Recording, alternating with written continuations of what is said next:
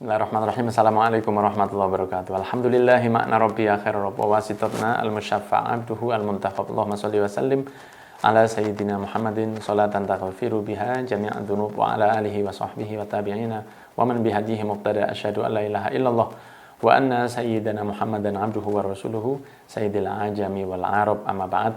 Ikhwan dan akhwat yang dirahmati Allah, santri Pondok Sanad yang dirindukan Rasul sallallahu alaihi wasallam. Di penghujung pertemuan ini kita perlu membahas sedikit tentang zakat fitrah, di mana kita diwajibkan bagi yang mampu untuk mengeluarkan satu sok yang sekitar 2,75 kilogram beras yang biasa kita makan, dan perlu diperhatikan juga kalau misalnya bisa digenapkan 3 kilogram maka itu jauh lebih baik. Kemudian diwajibkannya zakat fitrah ini di tahun kedua Hijriah, dan Nabi Muhammad SAW diperbolehkan juga untuk kita ada beberapa waktunya, ada waktu wajib, ada waktu jawaz atau waktu boleh, ada juga waktu fadilah, dan ada waktu makruh, serta ada waktu yang haram. Kapan dibolehkannya untuk melaksanakan zakat fitrah? Yang wajib yaitu ketika mendapati sebagian dari bulan Ramadan dan sebagian dari bulan Syawal. Itu waktu yang wajib, karena sudah sebagian masuk Ramadan dan sebagian sudah masuk ke bulan Syawal. Kemudian waktu bolehnya dikeluarkan itu sejak awal bulan Ramadan. Jadi sejak malam 1 Ramadan Anda sudah boleh mengeluarkan zakat fitrah bagi diri Anda dan orang-orang yang Anda wajibkan menafkahi mereka. Kemudian waktu fadilah, waktu utamanya adalah yaitu setelah terbitnya fajar di hari 1 Syawal, sebelum melaksanakan sholat Idul Fitri. Jadi sebelum berangkat ke masjid, bawa zakat ini dan diberikan ke fakir miskin. Akan tetapi jika sesuatu hal yang seperti ini dianggap susah, bisa Anda berikan ke amil zakat yang ada di masjid-masjid atau penerima panitia zakat, dan mereka juga bisa menyerahkannya, dan itu insya Allah lebih aman lagi. Dan ada lagi waktu yang haram, yaitu mengakhirkan hingga terbenamnya matahari 1 Syawal, tapi tetap dilaksanakan. Kemudian ikhwan yang dirahmati oleh Allah, ada 2 hal yang wajib untuk dilaksanakan syarat sah zakat, yaitu niat dan menyerahkan kepada orang-orang yang memang pantas untuk mendapatkannya. Dan ada 8 golongan yang insya Allah kita sudah familiar dengan mereka. Yang pertama adalah fakir, yaitu orang-orang yang dalam kebutuhan tapi dapat menjaga diri dari tidak meminta. Kemudian ada miskin, dan mereka adalah orang-orang yang dalam kebutuhan yang sangat berat dan juga meminta. Kemudian fakir, mereka mendapatkan pekerjaan akan tapi tidak mencukupi kebutuhannya, sedangkan miskin tidak mendapatkan pemasukan dari manapun. Kemudian ada amil zakat, yaitu orang-orang yang melaksanakan segala urusan yang berupa pengumpulan, penjagaannya, serta menghitung keluar masuknya zakat yang dipilih oleh pemerintah, bukan hanya sekedar panitia. Jadi panitia zakat yang di masjid atau di musola tidak berhak karena mereka bukan amil yang ditunjuk oleh pemerintah. Jika panitia yang di masjid itu adalah orang-orang yang miskin, maka boleh diberikan kepada mereka beras, bukan karena mereka sebagai amil, tapi karena mereka adalah orang miskin yang berhak untuk mendapatkannya. Kemudian mu'allaf, dan orang-orang tokoh yang diharapkan untuk bisa masuk membantu Islam, atau orang yang baru masuk Islam dan mereka dalam keadaan lemah. Kemudian juga ada budak, ada orang-orang yang dalam keadaan memiliki hutang, dan mujahidin, orang-orang yang berperang, serta ibn sabil atau musafir yang tidak memiliki batas perbekalan yang cukup. Kemudian ikhwan yang dirahmati oleh Allah, langsung kita pindah karena ini sudah hampir masuk Syawal ke hal yang sering kita dapati, yaitu silaturahmi ke saudara di bulan awal Syawal.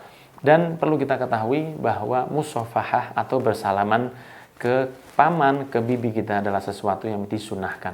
Akan tetapi perlu kita perhatikan bahwa ada beberapa orang yang boleh diajak bersalaman dan juga selain mereka tidak diperbolehkan.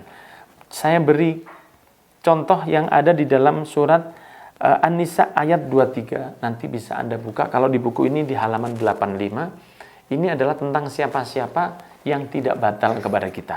Maka ada di antaranya 10 orang, jika Anda laki-laki, 10 orang ini yang boleh Anda ajak musafahah dan Anda boleh salaman ke mereka tanpa membatalkan wudhu. Di antaranya adalah jika Anda laki-laki, maka ibu dan nenek Anda.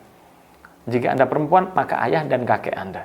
Kemudian jika Anda seorang ayah, anak perempuan kandung Anda. Kemudian saudara perempuan Anda, kemudian istri Anda boleh diajak bermusafahah, bersalaman, akan tetapi wudhu tetap batal, tapi tidak dosa. Jadi beda, karena istri adalah seseorang yang dulunya adalah bukan mahram kita. Mereka adalah orang yang bukan mahram kita, kemudian terjalin jadi satu di bawah kata-kata akad nikah, dan setelah itu, setelah ijab kabul, dia boleh disentuh, akan tetapi tetap membatalkan wudhu bagi kita yang mengikuti Imam Syafi'i. Kemudian yang kelima, bibi atau saudara kandung dari ayah, tidak batal jika bersentuhan dengan mereka. Kemudian keponakan, yaitu putri dari saudara kita, tidak batal jika terkena tangan kita. Ibu yang pernah memberi ASI kepada kita, yang dengan persyaratan-persyaratan yang cukup panjang, bisa Anda baca di buku ini insya Allah. Kemudian yang kedelapan, saudara sepersusuan, putri dari ibu yang memberi kita ASI, dengan syarat-syarat yang cukup panjang. Kemudian yang kesembilan, mertua perempuan kita, nggak batal jika kita salaman dengan mereka meski sudah pisah dengan anaknya. Jika seorang laki-laki menikah dengan seorang wanita dan bercerai dengannya, maka dia sudah menjadi batal bagi mantan suami, tapi mertua tidak batal dengannya. Dan yang ke-10 adalah anak perempuan tiri yang sudah istri sambung ini adalah sudah berhubungan badan dengan kita. Ini 10 orang yang boleh kita ajak bermusafahah.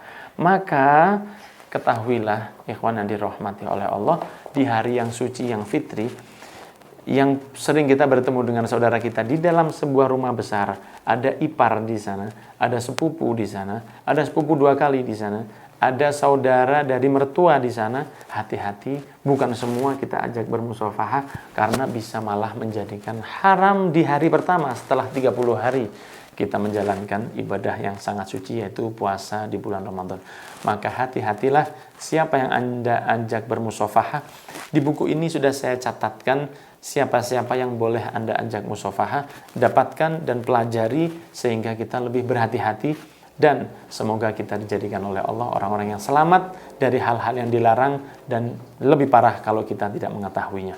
Barakallahu fikum, jazakumullah khairan katsira. Selama 30 pertemuan antum istiqomah bersama kami, dan saya ucapkan jazakumullah khairan katsira kepada TV kesayangan kita, Nabawi TV, serta juga teman-teman yang di Pondok Sanad. Semoga Allah mempertemukan kita dalam keadaan yang terbaik dan mempertemukan kita dengan Nabi Muhammad di dalam surganya bighairi hisab. Saya ucapkan minal aidin wal faizin kullu amin wa antum bikhair. Semoga kita menjadi orang-orang yang selamat, dan Ramadan menjadikan kita orang-orang yang lebih baik hingga Ramadan tahun depan dalam keadaan yang lebih baik lagi. Wassallallahu ala sayyidina Muhammadin wa ala alihi wasallam. Alhamdulillahirabbil alamin.